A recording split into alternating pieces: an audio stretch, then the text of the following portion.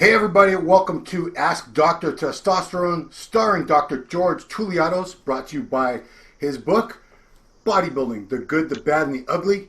You can get that on his website, gtool.com, gtoul.com. He's also in the page of Muscular Development Magazine every month, as well as also many other publications. You've read his work in William Llewellyn's Anabolics, all over the place. All the way from Athens, Greece, Dr. George Touliatos. How are you, George? Hello, Ron. Okay, well. It's 2 or 3 weeks ago, right, for the show? The Olympia will be 2 weeks from this coming Friday. Well, we'll actually be getting there 2 weeks from Wednesday. Geez, this time's going by. Yeah. Big news, Big Ramy got on stage Saturday night in New York. Yeah, as a guest poser, right? He looks good. I think he's going to do a show toward the end of the year. Yes. Yeah, qualify. Get his qualification for the Olympia wrapped up, because him not being in the Olympia, you know. Project Tour gave too much credit on Rolly Winkler, and in a way I agree, because he's a mass monster, and mass and size were not an issue for Rolly. As a matter of fact, he was number 2 after Big Ramy in terms of muscularity, but unless he comes shredded to the rear and his glutes mainly, because his hamstring and Christmas tree is something common. So yes, he has to come with this crispy look, and he can win the shadow in this case. To me, Brandon Curry is the favorite. Yeah. He has an excellent, beautiful X shape. Beautiful structure, shape. Yeah, good separation, good muscularity, and especially in the upper department. We shall see, because he won the Arnold Classic with a fantastic performance. Yeah. And my top 3 then will be the other Dutch. How you call him? Who talking about? Bonac. William. Yeah. Okay. Although he's predictable, because his size won't change dramatically, he's on shape all the time. You know, he's like a version of Dexter. We expect what to see, but he's 100% on all the time. And after the top 6 for me would be Macmillan, Luke Shando, and Dexter Jackson. Yes, this is my top 6. I don't know the particular order, but these are the top 6 guys to me. I love them all, but I want Dexter to win. Yeah, if Dexter wins, he will humiliate all the new generation. This is. I'm saying. It's because me and Dexter. You know, I'm a few weeks older than Dexter, so I want to see a guy that's almost 50 years old get the Olympia title. That'd be. You know, he can win this different class. Is the champion of the people, you know. Because last year, Sean Roden was the oldest man to ever win the Olympia. Before that, it had been Chris Dickerson in 1982. 44, 43, yes. It was a few months difference between the two, but Dexter was 42 in 2008, in 2005, yes. But 49 years old, Mr. Olympia, that's never happened before. That'd be crazy. It could happen. We don't know. And I believe he won't stop. He'll become more hungry. Yeah, I mean, no, I think that'll be it. I think he'll make a nice speech, and we'll all retire in glory. Eh? We'll all cry, and that'll be the end of Dexter. Yeah. All right, we got some questions from the readers for you, Doctor. Okay. Some of these I need the answers to, because I don't even know what they're talking about. For example, question number 1. It's about something called Policosanol. Policosanol? Policosanol, yes. What the hell is that? So he says, can you discuss Policosanol for lipid management and best skin care for the AAS TRT assisted bodybuilder? How is it possible to have nice skin like the guys in Pumping Iron, given their obvious drug use? Oh boy, here we go. Okay, Policosanol is a substance comes from cane sugar. It's an alcohol, and it has shown very good results how to diminish the production of low-density lipoprotein from the liver. So it is promising to reverse the cardiovascular side effects of the steroids. And as a matter of fact, Policosanol is among the ingredients of the formula that I occasionally use instead of statins with phytosterols and red rice yeast. So yes, it's another chemical, and it's another plant-based material that is supposed to help in a similar way what statins do, without having the side effects of statins to the liver or to the muscle. The second part of the question. Now, according to skin health, we can use different agents. Now, acne is prone by DHT, dihydrotestosterone, that makes sebaceous glands to produce more oil in the skin. Now, this oil helps the skin to be more elastic. However, if sebum is overproduced, then bacteria and microbes are trapped within them, and then infection might occur. There are some cases like we use localized creams like azelaic acid 10%, it's called a Skin-Oren cream, which actually cuts off DHT from the epidermis, and it has a slight burning effect, but it's very effective locally. Also, we may use clindamycin lotion. Some other antibiotics, such as penicillin. The most effective drug against acne, cystic acne, is retinoic acid, which is the Accutane, you know. Accutane. Should never be combined with stanozolol because they both dry the synovial joints. Oof. And now other things might help are the UV radiation that dries out the skin. You know, pure alcohol, 95%.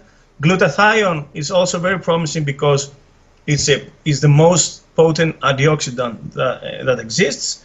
And also, yes, I believe low dose of growth hormone is able to rejuvenate the skin and have this kind of... Now, in the pumping iron, I guess the drug abuse was very low. Yeah. These guys were all day long tanning under the sun, and I believe their skin was clean, was dry from, the UV radiation dries out. What about? I've often wondered, what about the salt water? Because they would take dips. Yes, this was the next one. Salt water is very hypertonic, and unlike the swimming pool, which is sweet water, the salt water of the sea is very against developing microbes because it's hypertonic, and this kills the. And also, yes, it's very salty, and along with the UV radiation from the sun, it's a perfect combination to kill to help against acne. Yeah. It's funny that they say the guys in pumping iron were obviously on steroids. It was such a small amount. I mean, I've talked to some of these guys. Some of these guys back then, 10 milligrams of Dianabol a day. That's what some of these...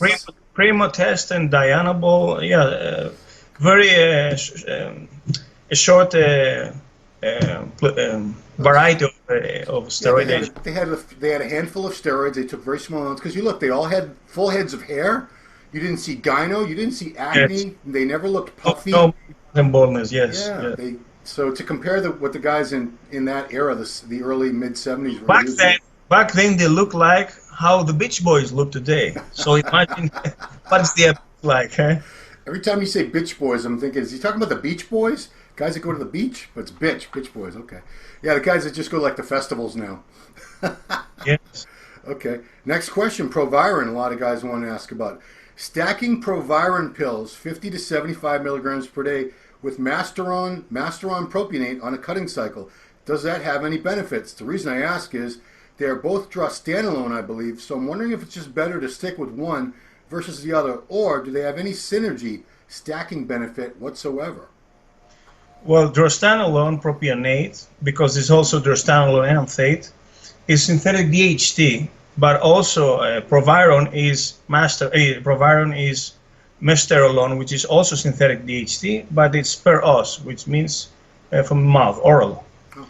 Now, both of them have anti-estrogenic effect. They are slightly also androgenic, and they were, as a matter of fact, Masteron was used against breast cancer in Belgium in an injectable form.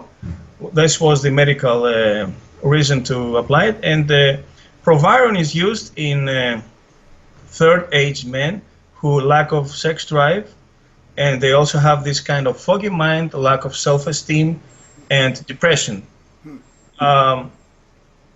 Personally, I believe that any kind of injectable, either in Winstrol or, for instance, in this case, it's way more effective, the injectable, because the dose is much more potent, and it gets directly into the bloodstream intramuscularly. Okay. So, yes, Masteron is injected 100 milligrams. That equals with 4 pills of Proviron. However, take under consideration that every pill, apart from the 17-alkylated, so Proviron is not 17-alkylated, every pill that enters into the stomach and afterwards to the liver it has a slight diminish of its effectiveness. Therefore, yes, I believe it's not the 100 milligrams of Proviron you're going to utilize in the end, unlike the injectable form of Masteron.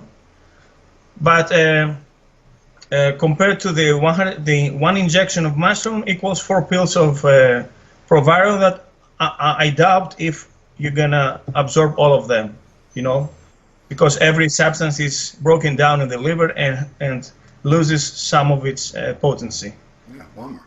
What about putting it under the tongue, sublingual? Would that make it any more? Yes, this is a good idea, but you don't need to use Proviron sublingually in terms of liver toxicity.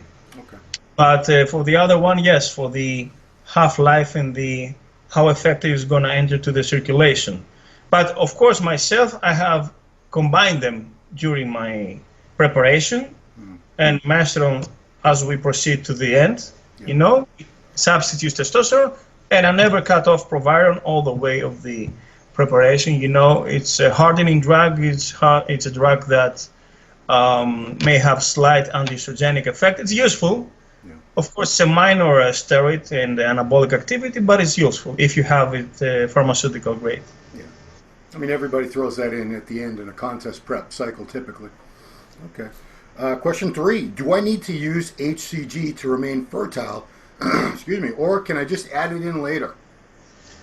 You can use HCG alongside with your steroid cycles. That ensures that you will not have a shrinkage of the testicles. And perhaps there is a case that you will recover from the HPTA suppression easier and faster. And I think it would be wiser to use it along with your steroid cycle if this is prolonged, for instance, over 12 weeks, rather than starting PCT afterwards just by using HCG. So yeah, for fertility is very important. Also into TRT is very important to use HCG if you want to keep your fertility. That's what I did also to myself. Yes, and also HCG helps in steroidogenesis and helps to create pregnenolone, progesterone, DHEA, so other steroid molecules. Gotcha. Okay. Question 4. Hi, Doc. My HDL is 54 and my LDL is 82 at 30 years of age. So I'm 183 centimeters, which is 6 foot, 96 kilograms, which is 210 pounds, and lean.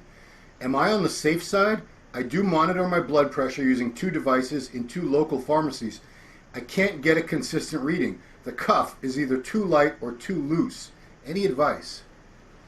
The lipid panel looks perfectly well. You have to add just total cholesterol, of course, triglycerides also.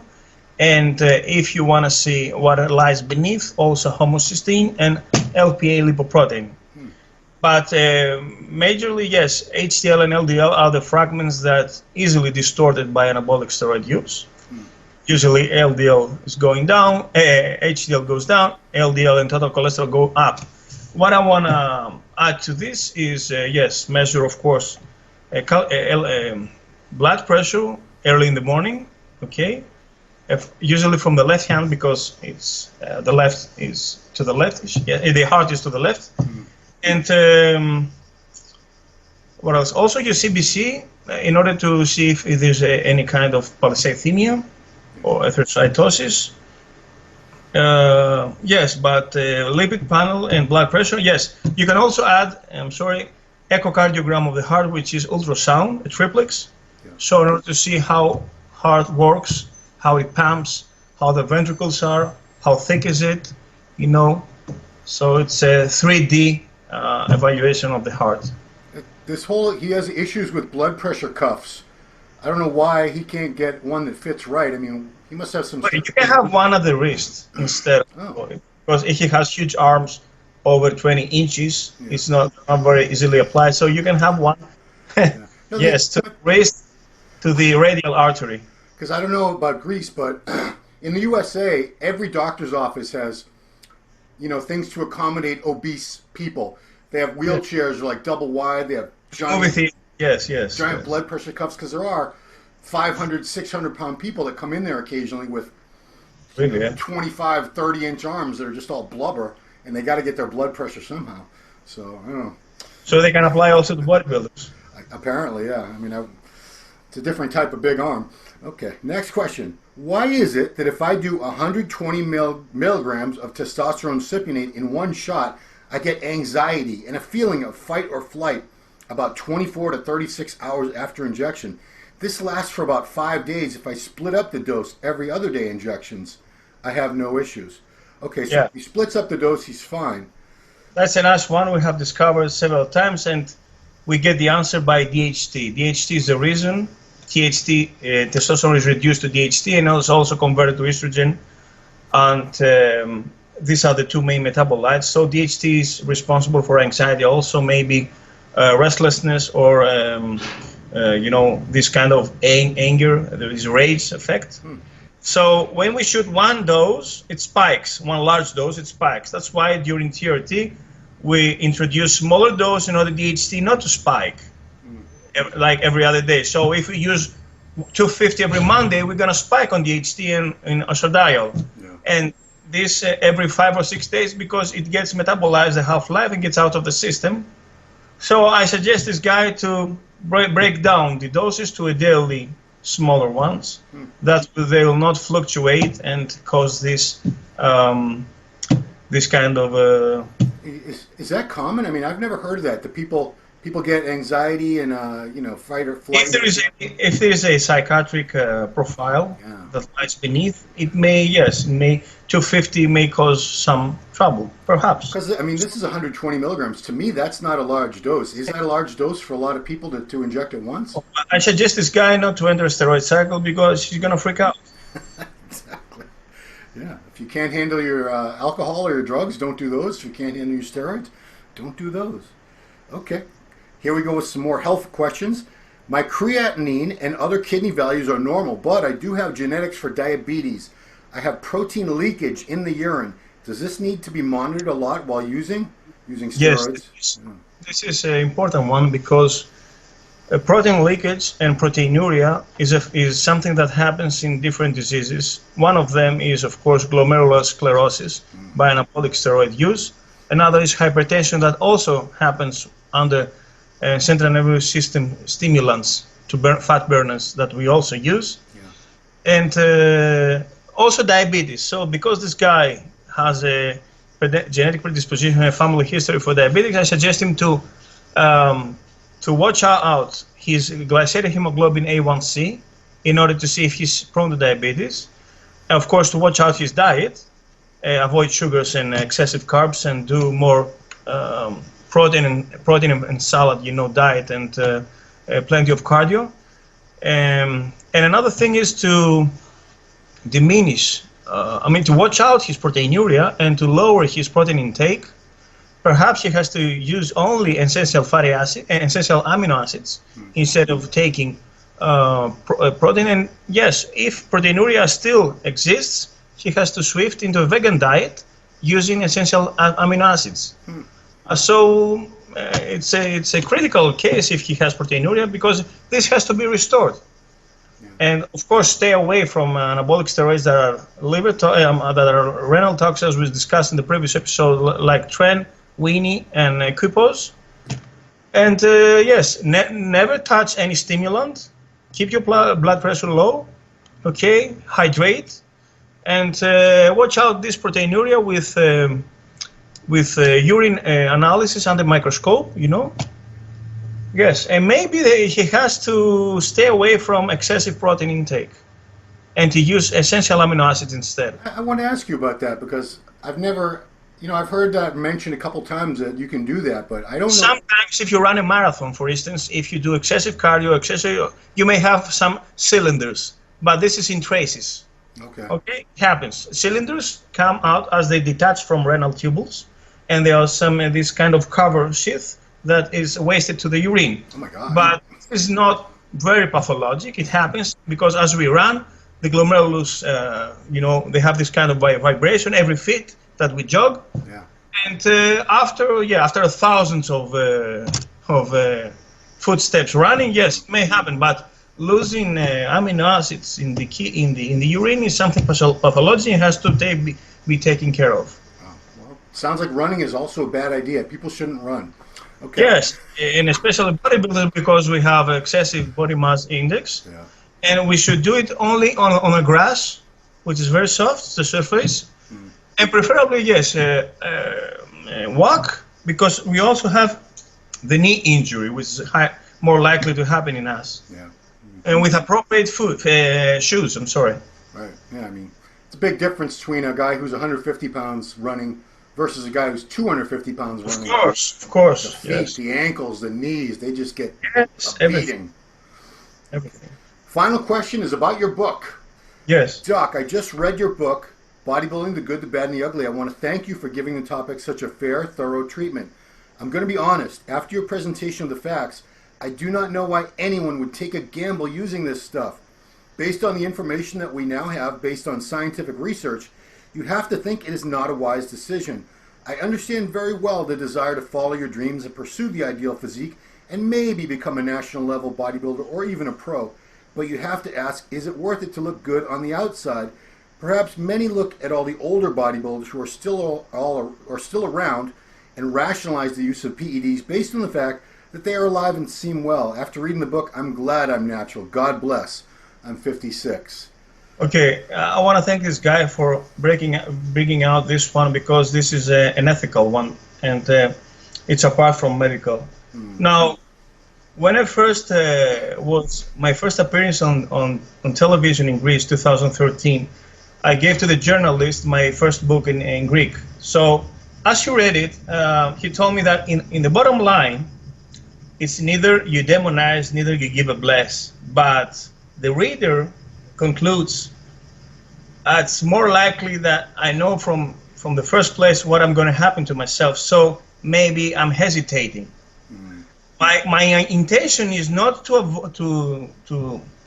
my intensity was to inform in first place. Now, what you're going to do with your life is your decision, but you have to know in first place what are the consequences and the side effects. But I don't believe that by reading my book will keep you away if you're already decided to start introducing to a cycle. Right. And whenever a guy asks me, is it worth it? I ask him, do you have a good reason to start? What is the reason you apply to steroids? So you want to become a national champion? Okay. You want to start being a champion? You want to become a champion? Yes. But being a beach boy or a hot guy for a lover, it's not a good reason in case you have to pay the dues of your vanity afterwards. So if you are a pro, yes, and you have the talent to become a pro. So unless you're not talented and gifted genetically, it's not worth it to kill yourself trying to chase this vanity dream. But if you are a bodyguard, if you're a dancer, if you are if you own a supplement store, if you're a personal training, it's justified in a way to have this six-pack and convince the others that this is my job and I earn money out of it. But for instance, to myself, I owe everything to bodybuilding because if I wasn't a bodybuilder, if I wasn't addicted to steroids, I wouldn't write these books. I wouldn't become Dr. Testosterone today. I wouldn't deal with steroid abused people nowadays. And also, I wouldn't be following TRT as a result of my suppression to the steroids. Yeah. So if I chose a different pathway, I wouldn't become what I am today. But this is me. Doesn't mean that everybody has to follow this. Yeah. In the end, I'm going to have a good reason to tell that, okay, I'm Dr. T, for instance, and I pay the dues of my vanity, but in a way, I exchange all this with fame, with money, with my career. Yeah. Now, if you're nobody knows you, and you're going to be the big guy in the gym, as Mike Matarazzo said, don't be fooled. There comes a day you're going to regret about this. I believe, yes, it's not worth it. Yeah. But usually people, they want the shortcuts, and they believe it's easy only with drugs. And, of course, we have 10 different people, we give them the same drugs. Of course, one or two of them are going to evolve because of the genetics, right? Yeah, yeah. Well, so, I mean, I compare it because you talk about the vanity, using it for just pure vanity if you're not going to make any sort of career or you're not going to profit monetarily in any way ever from your appearance. Don't abuse it and always follow prevention rules if you're not serious about being a bodybuilder. instead of a beach boy during the summer. Yeah. But of course, we cannot stop every guy's dreams. He wants to improve his relationships. He wants to find easier a job through his appearance. He wants to boost his self-esteem. And yes, it's a social phenomenon, or that starts from the school. Okay, everybody's dope today with different agents. But don't push it to the limit unless you don't have a serious reason that will pay off you one day.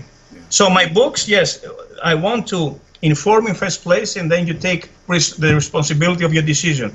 But I don't think it tells you, oh, this is too bad, don't do it. Or it's okay, do it, okay? Chapter 18, don't ever do steroids. No, that's not in there. I didn't see it. I have my self-criticism, but it doesn't matter that all of them are gonna stay away from this, okay? Yeah. But your book, you give the facts, and that's what we need out there is because we have now the 2 years of Rich Piana, God bless his soul, and Dallas McGrath also, okay? I know many guys were shocked the first week about this, and after they say, I'm gonna do it in a safe way. Right. It's not gonna happen to me. I'm not gonna get hurt. Yeah.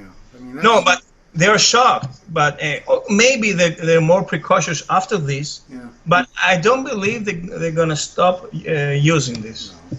I mean, I compare it to the vanity aspect. We take a lot of us take these steroids to look better than we could look without them. That's just, maybe we learn from these accidents.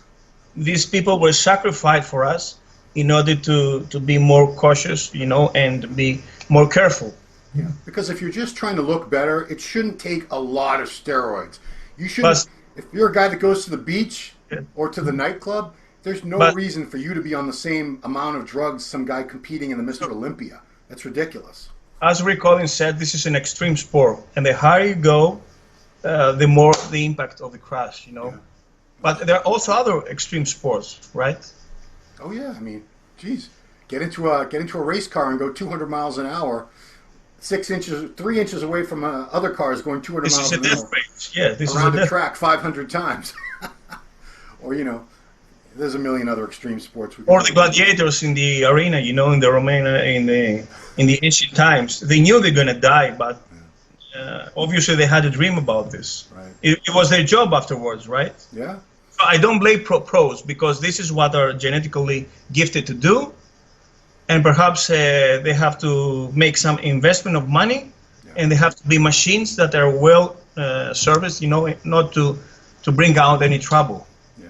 Because consistency is the key, not just be a comet, So it's just risk versus reward. Everyone's got to decide how much risk am I willing to take for what amount of reward. But I believe the year we live now, we are blessed to have more knowledge than in the Arnold's age. Oh yeah, absolutely. Cool. It's because of books like this.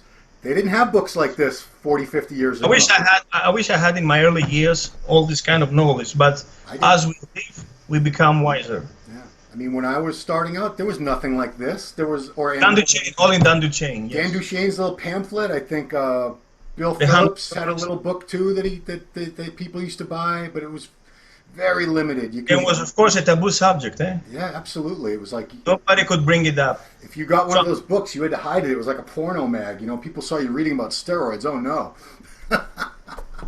Anyway, well, that is all the questions, Doctor. Appreciate you taking the time to answer the questions and concerns of people all around the world, because you get questions from every corner of the world lately. So yes. Everybody, we appreciate your questions. Please keep leaving good questions. I hope we can have an open discussion with Dr. O, 3 of us, live on Vegas. He still doesn't know if he's going. Can you imagine that? I mean, I planned this thing like months ago. You did too. We have to. I have to because it's work. But I hope he goes. Yeah, that would be awesome if we can get all 3 of us. Yeah, it's coming right up, 2 weeks away. So want to encourage everyone again to get the book, Bodybuilding, the Good and the Bad and the Ugly. Great primer, a lot of basic information on all the drugs, different drugs that are used in bodybuilding and powerlifting. Just a good education to have before you use them, or if you're already using them, so you know a little bit more about what you're doing, how to do things a little more safely. It's a good thing to have, good resource. You can get that on gtool.com, gtoul.com, or amazon.com. Also, check out the doctor every month in the pages of Muscular Development. And your questions, please leave them in the comments below if you're watching this on YouTube or on Muscular Development, the Noble Forums. We have a thread called Questions for Dr. T. So that's it. Thank you very much, Doctor. You're welcome. All right. And we'll see you guys next time. Thanks for watching.